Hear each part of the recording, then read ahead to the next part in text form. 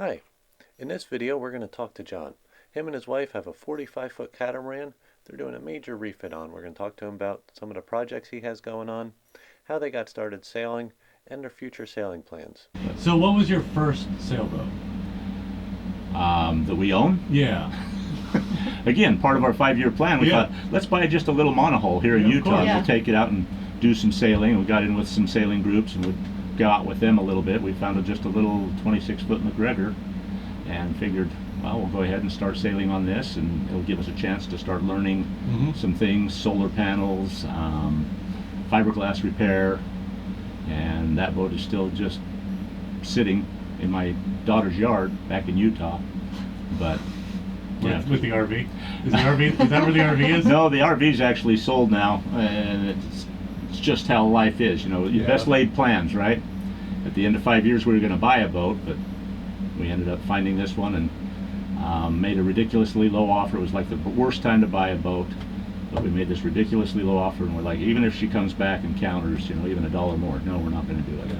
Well, she accepted it, so yeah. So what year of your 5-year plan is today? Where are we at? We're about 3 years into the 5-year plan. Okay. Yeah. So. And what boat is this? What boat is this? This Simpson. Yep. Yeah. I guess I've heard different stories as we've gone on, which is kind of the bad thing with jumping in and not following the exact plan, because there's a lot of things we still didn't know about boats. But I guess it's a Robert Simpson design, and Dubois, who I guess ended up designing mega yachts, he had a boat yard in the Netherlands. Okay. And so they started building these Simpson catamarans, and I guess they didn't do too many of them. This was one of them. And they went ahead and took the plans, and they've been sold, and I guess there's a lot of these in Australia that have been built by do-it-yourselfers. So that's what kind of boat it is and where it's come from, and why there's not really a lot of them out there. Yeah. So was this a self-built boat? No. Okay. No, this was built at the Dubois boat yard in the Netherlands. Yep. And it's a 45 feet? Yeah. Yeah, in fact, my wife was telling me the other day, she says an interesting point about the Simpson design.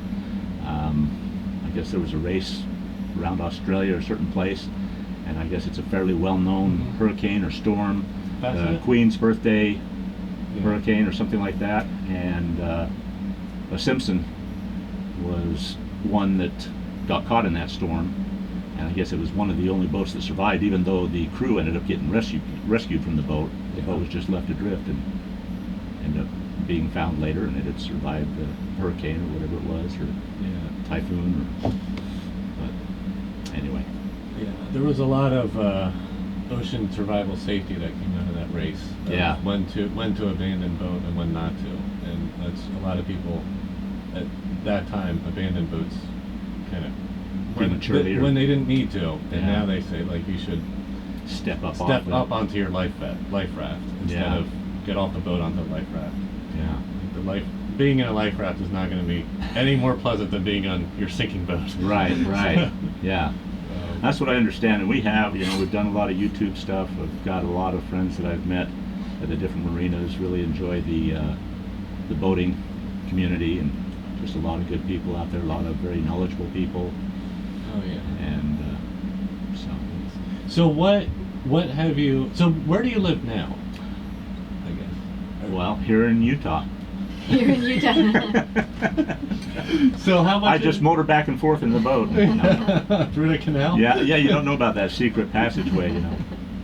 So how much time do you spend on the boat? Most of it. Here, and then does your wife come to work on the boat? When she can. Okay. I'm retired. She's still working. She works at Brigham Young University. Okay. And so she is scheduled to retire in 2 more years about. And what did you retire from? Jack of all trades. Okay. I've done construction. I've been an aerospace machinist. We had a pet shop. I was a ultralight pilot and instructor. I like a good challenge, you know. It's very interesting. In fact, I kind of do this. I get determined to try and do things We'd had houses built for us and were never to quality, you know. We're like, okay, I'm paying you top dollar for this house. It should be like a new house. And no, we've had problems with that. So I actually built our dream house, drew the plans. Awesome. Yeah, built it, and which was really hard because I was going from being an aerospace machinist where you're dealing with tolerances of, you know, 50 millionths of an inch, and then you're trying to build a house with lumber and something's out a 16th of an inch. You're like, no, it's got to be tighter, it's got to be straight. It just doesn't happen. But I did finally get the house built. And that was in Utah? Yeah, that was in Utah, and it's just funny the path your life takes, because while I was doing that, the building inspector that was coming out, he had Parkinson's disease and had a hard time getting around, but he did powered parachuting, which is a type of ultralight. By far the safest form of personal flight. You're flying under a parachute. You know, they have kind of the backpack units, but this actually has a tube frame. In fact, this is actually an image of me. Oh, okay. Oh, cool. Yeah, and most of them are two-seaters. But he just kept on telling me, he says, oh, you got to come up and do this. It's amazing. You can see all these things in the mountains. Our house was up in the mountains at about 7,000 feet. And I says, no, I have no interest in flying. I'm happy on the ground. He's like, oh, you got to do this, you got to do this. And every time he'd come out, he'd talk about that. And I couldn't be rude to him because he's the building inspector. But he finally talked me into going for one flight with him. And if you've ever dreamt of being able to swim or float on a magic carpet through the air, it's basically what it's like. You fly along at 30 miles an hour, it's nice and smooth, as long as it's in good weather. Yeah. And you get to see things that few people get to see. If you want to fly along 5 feet off the ground, you can do that. If you want to fly at 5 or 10,000 feet above the ground, you can do that. You can just shut the engine off and it will glide down and land itself. So, Yeah. anyway. Built-in safety there. Yeah, yeah. So, anyway, but yeah, just always been interested in doing things, and then kind of started looking at this and go, okay, I can do that. So where do you even, like, such a big project like this, like, how do you break it down? Where do you even start? Where you're like, okay, this is the first thing I'm going to do. Yeah. How's that process work in your head? Well, it was kind of funny how everything went, because we got the boat and it was over by Annapolis, and it was a place that was like $650 a month to keep the boat there. I'm like, okay, there's got to be cheaper places around, and what we'll do is we'll keep the boat here. You know, I'll come out and work maybe a month at a time or something like that, just kind of starting to work on the boat, not realizing everything it was going to need. And so we took it down to Virginia, down to Smith Point. Yeah, marina there, found a little place. It was like, I can't remember, it was about $100 a month or something like that. I'm like, okay, that works. So we took it down there, me and my wife's brother took it down there and docked it, worked on it for a little while, and then came home and started talking with Ocean Volt as we did some research, because we knew we wanted to do the electric motors. And we're kind of like, well, let's see what we can work out. Maybe we can, if you give us a really good deal on the motors and such, we'll go ahead and let you use our boat here for a few years as demonstration and R&D and stuff like that. I mean, Ocean Boat was a relatively new company. They're over in Finland. We just had a couple of people here in Utah. And they go, well, we can't really do that, and we kind of talk back and forth with them. But what we can do is if you order it now, we will give you this discount. So then we started searching and finding trying to find a place that we could, number one, haul out our boat, because not everybody can haul out catamarans. And then number two, that I could do my own work, which is almost impossible to find a place that'll let you do your own work. And then number three, a place that I could actually stay on the boat while I was here to do the work. Yeah. And Georgetown Yacht Basin, which is what it was back then. I guess it's Yacht Haven now, but anyway, so that's where I started at. And the first thing I did was pull out the diesel motors, pull out the old sail drives, and got the stuff ordered. It was on its way. So did you do that installation yourself? Yeah. And how was the support, the tech support from Ocean Boat with that? And is that typical of a do-it-yourself project with that? I think it's something that's improving on. Of course, it depends on who you are. I don't know if you watch much YouTube. Yeah. But La Vagabond, Mm-hmm. you know, they're getting the Ocean Vault system there. Yeah. Of course, they had a guy actually show up there where their boat is being built and check on everything. And so, anyway, and I'm a nobody. I was told that I would, you know, get a certain amount of interaction and stuff like that. But they do what they can. I mean, they're overloaded. You got basically, and I think they're improving it now, but you had just a couple of guys to basically cover the U.S. To try and do service and stuff like that. So it was kind of challenging. I ran into different things. You know, here's my installation manual. And I'm going, okay, well, some things are not even correct, and they contradict themselves in other places in the book. As I started trying to put the sail drives in and started doing some measurements, the mount, it was supposed to just basically bolt right up to the Yanmar sail drive and motor and stuff that I had. And it would not meet the tolerances because the propeller was supposed to be a certain distance below the bottom of the hull. And, you know, which, again, a Simpson was, we've never done a Simpson before. Right. We didn't know that it's got that narrow of a hull, and so anyway, but they have been really good to work with me and solve some problems. It's hard working things out long distance. I've had some of their people actually come out a couple of times and do really good.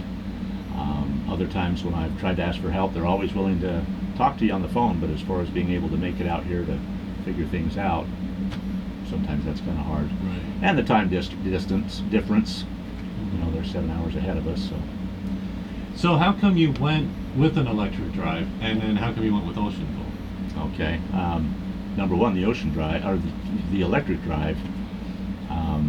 My wife has a lot of sensitivities to petrochemicals, fuels, diesel, that kind of stuff, and we kind of started leaning that direction, and we sold our gas car and bought an electric car.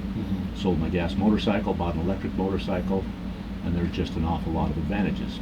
There are some disadvantages as well, but as far as, you know, simplicity, and also with me taking the boat from Annapolis down to Smith Point Marina, between the plugging fuel filters and just everything else involved with that, yeah, I'm just like, no, let's go simpler, let's go less weight. I probably saved close to 200 pounds per motor going from the diesel, and the 10 kilowatt motor is very similar in power to the 30 horsepower motor, diesel motor that I had. So that horsepower is equivalent, is comparable? Yeah. In fact, from what I understand, I mean, I don't know if you've looked at electric motors and stuff like that. You watch, especially in cars, but an electric motor has 100% torque from 0 RPMs. Right. And so you've got, on the motorcycle or car, there is no transmission. And for a little Chevy Bolt, it's amazing how quick that car is. Right. But anyway, and why Ocean Vault is just, like I said, just incredible at regeneration. I had a friend that we'd kind of had, Annapolis Hybrid Marine, David there. He told us about it. We'd talked to him about other things and kind of recommended that. But he's also had a lot of things come up. He's helped me when he can, but he's also just got almost way too many irons in the fire. So what do you plan on your range being with your solar you're going to add, and with everything? Is it kind of unlimited range, or what's your goals? What are you planning for? Well, we've got a world map at home, and we've started putting pins in it. We're not saying we want to, sail around the world and stuff like that, but there's definitely a lot of places we want to go. We're members of the Church of Jesus Christ of Latter-day Saints, and we're very service-oriented. And we don't really want to go to the big touristy things. Yeah, we like to go and see things, but we'd like to go places and just say, we're here to help. How can we help? How can we serve? We'd love to learn about your culture, your, what do you need? That's really kind of our ultimate dream and hope and stuff like that. We do plan on living on the boat full time. But like a lot of things, you can sit there and wish and dream, I wish we would have done this, or you can get out and try it and go, okay, maybe after a year or two you go, it's not exactly what we thought, and so we'll move on, but at least we know. Right. There's, like I said, both me and my wife have always been drawn to the ocean and stuff like that. We love being on it. Ideally, we'll sail until somebody eventually finds our bleached bones hanging on the wheel, adrift. No, it's just, we'd like to do it for a while. We wanted to get something big enough so that we could possibly have family join us if we wanted to, but we didn't want it to be the main reason we bought what we did. I mean, this is really not that big. I mean, it looks big. Yeah. It is an ocean-going craft. I mean, that's what we wanted, something really solid and durable and, fairly efficient. So 3 years into your plan, did you already have to change any of the goals that you may have already had and just had to be more flexible and be like, well, this is not going to work out, so now we'll have to go this direction? Well, number one, we weren't even planning on having the boat yet. We were going to buy the boat at the end of the 5 years. And yeah, I mean, it's been an adjustment thing.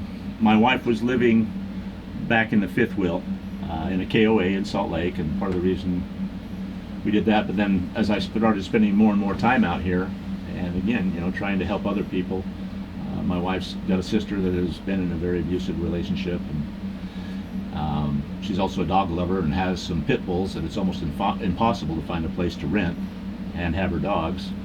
And so my wife's like, well, me and my sister are going to go in together and buy a house. And I'm like, okay.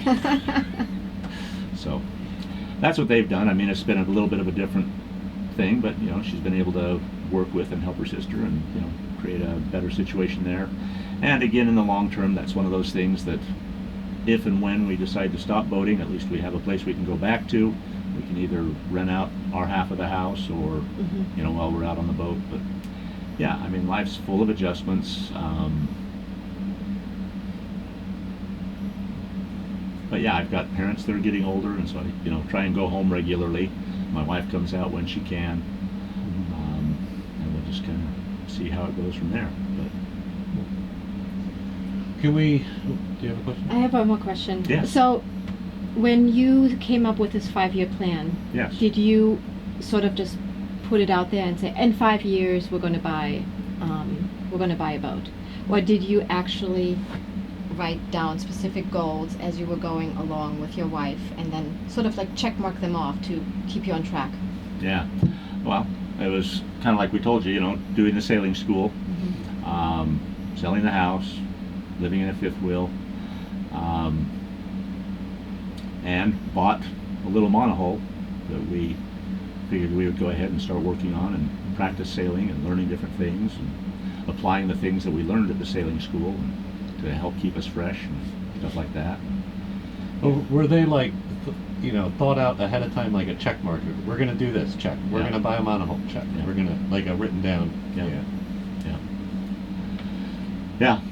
So, and, we probably don't do, I mean, you see some people, they actually put this thing up on the wall and have even like little sticky notes and stuff that they pull off and apply and check and stuff like that. We're probably not quite that formal, but we do.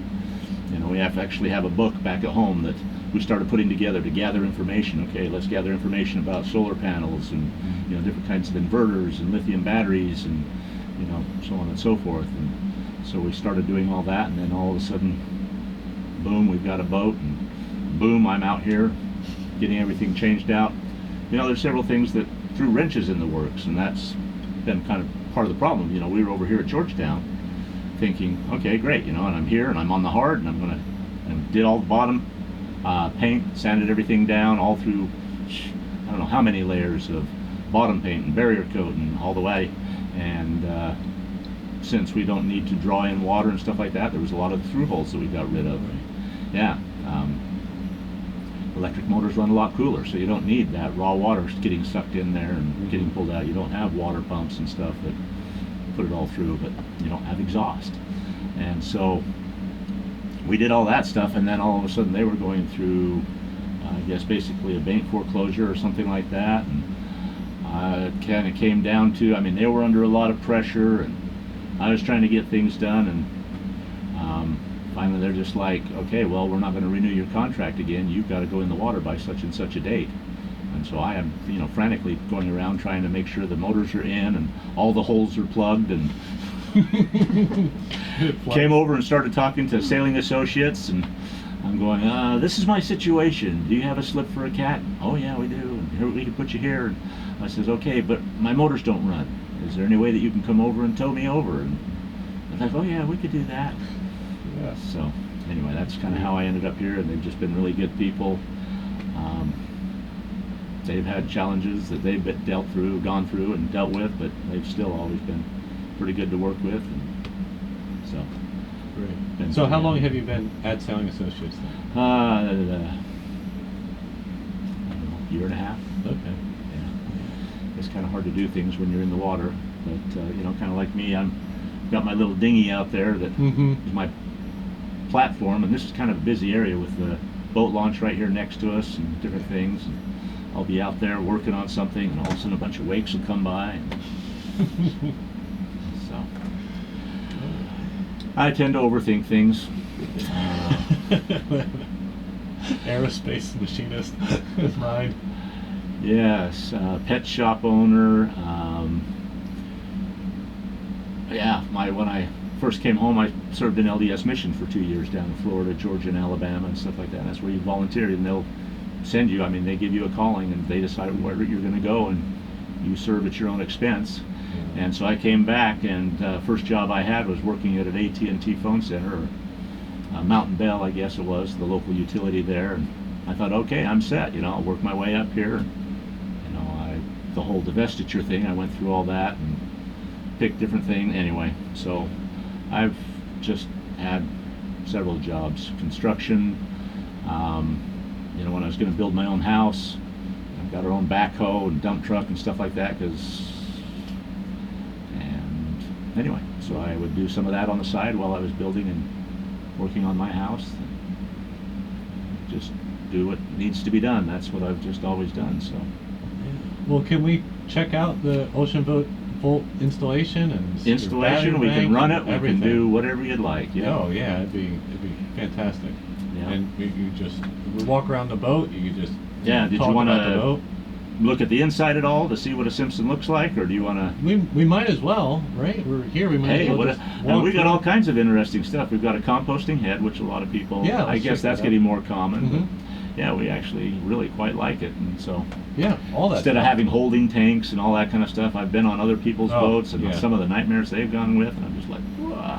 Anybody you talk to that has a boat with a holding tank will tell you some story that isn't pleasant. Yeah. Oh, exactly. So, while we're in here, I guess I can show you this real quick, Sure. or if you want to wander around yourself. Oh no, yeah, we'll follow you and talk along the way here. Little galley here. Everything's kind of small and efficient. You don't go, it's not like a lot of the big roomy boats you see nowadays. Yeah. Well, nav station is nice. Yeah. This is really nice. Queen bed back there, this is the owner's hull. And the daggerboard pocket right here. Learn this and do that. Your boat library. And Oh, it's a composting head. yep. How's it all work? Well, you know what composting is. Yep. And this basically keeps the liquids and the solids separate. Okay. And you just kind of start out with a little bit of coconut coir or something like that in there, and you just need to make sure you agitate that regularly, and it composts it, and so you can, quite honestly, once it gets full, take it and dump it in a garden or overboard if you're out at sea, or Yeah. it's amazing. It really doesn't stink at that point. I mean, it's composting. It does have a hose that, you know, vents out to keep Mhm. everything relatively dry. And then the pee bucket, just, you know, that needs to be taken, you know, once a week or once every few days, all depending, and Yep. dump down the toilet or whatever. And Yep. so, And then how often, if you're living on the boat yourself all the time here, how often do you have to dump the solids? You know, usually I've just gone up just to save me the hassle. We'll just go up to the bathroom. But, you know, it'll probably, I think the Winds, even if you ever watch their Gone with the Winds, they do a really good video on their composting heads that they had in their RV. And I think, I don't know for sure if they have one on their boat or not, but I think they do. Anyway, a couple weeks. Okay. Yeah. Nice. Just all depending on how much you eat Oh yeah. and how much you process, right? Because there is zero, like almost every boat with a holding tank has a little bit of odor. Oh yeah. But I mean, there is zero of that boat head odor in here. Yeah. So yeah, we've, you know, something we've looked at a little bit and thought, oh, this already came with it. Well, that's Oh, great. that's nice. Yeah. So. And then what's forward of there? I've got a big, deep sail locker there. Okay. And then in front of that, I've got a crash bulkhead that's just basically closed off, but it goes right up into the very front. But it's a full height locker that's. And how do you access that sail locker? It's got a hatch. Oh, all from the deck. Okay. No access from down below. No. Okay. No, and it's very interesting. I've still got to figure some things out, but I mean, this is a dry bilge. There's my speed sensor down there and stuff, but it's just all dry. Yeah. Just got the plug down there now. Yeah. And our water tanks right there are stainless steel. Oh, right here. Yeah. How many gallons are they? There's two of them. That whole cabinet is full of two different water tanks. And I'm thinking that one is about, if I remember correctly, I think it's like 65, 70 gallons, something like that. And then over on the other side, there's a similar thing, slightly different layout. All right. Check out the other side and follow you. See how many people we can stuff down in that. Yeah. Down in the hole, and I have to back down the stairs. It is a little snug to get around. It is, but at least, you know, in rough seas, you're not bouncing back and forth off of things, I guess. That is true. So similar back there, you've got another queen bed back there, which is covered with different parts. Yep.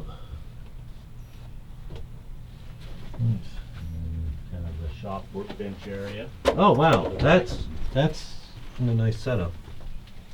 And then I have a little twin bed up here. This is really set up for ocean sailing. Where's your drives and your battery banks? Outside. Oh, we get home from outside. Yep. All right. I was thinking they're hiding somewhere in here. We couldn't find them. Like In the second part of this video, we check out in detail the electric drive system.